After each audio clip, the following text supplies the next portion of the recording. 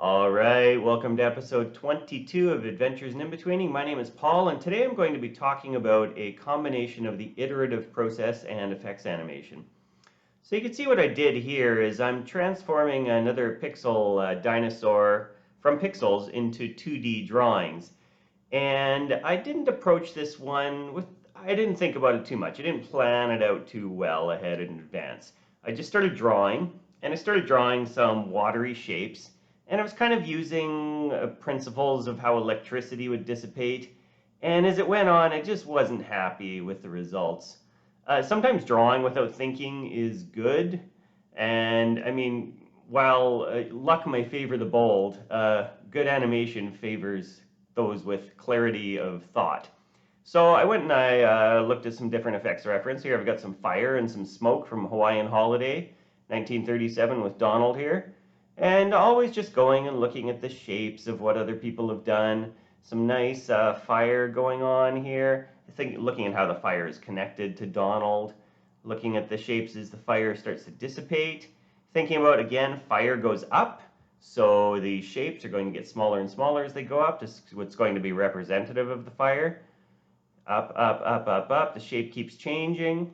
Here's another example from Mickey's Fire Brigade, 1935. And in this case, the fire has been given a personality. It's like an anthropomorphic fire. You can see that it's following a simple wave function here, wave form, which you wouldn't normally connect that with fire. And here's something from Incredibles 2, much more recent, 2018. And of course, this is a much more realistic fire, but we've got the same type of shapes going on here, the same appeal when it comes to how to represent this element, if we're going to call fire an element, visually. So it's about the silhouette. It's about a lot of shape changes, a lot of direction changes. Every frame, the shape is changing drastically. But there are a lot of commonalities. There's points, and then there's a curve, and then there's a point, and then there's a curve. So looking at all the different commonalities here between these different frames, and again, I mean, this is representative of what 3D fire in real life would look like, and that's the same principles. So back to mine. I'm gonna go back and do fire. So I'm going to just, after looking at some old-fashioned effects, I'm getting clear on my idea here, and I did some experimentation. I'm glad I did, but there comes a certain point where the experimentation budget has run out. And now I just need to go forward and do something straightforward and not try something different. I'll save my experimentation for the next scene.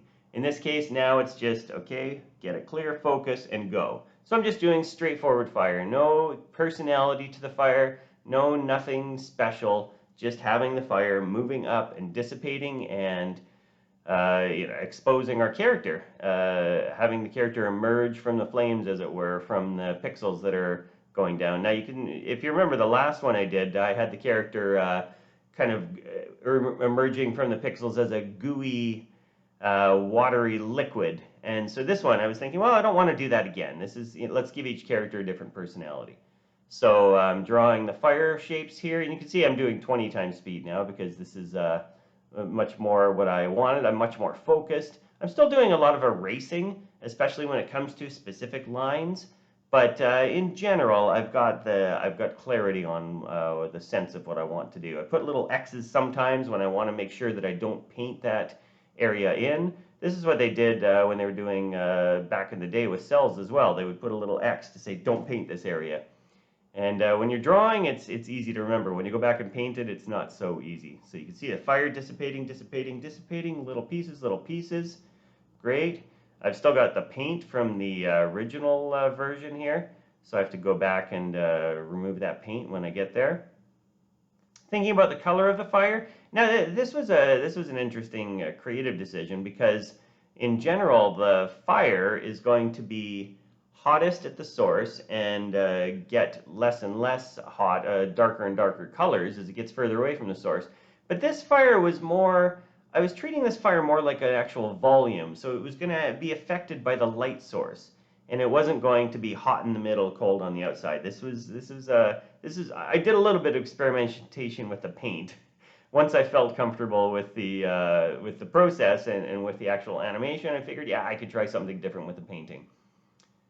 Here, repainting. Now I added some highlights to the fire, which is odd, but I'm actually really happy with how it worked out. It fits in with the character because the character has the highlights with the light source coming from the top right.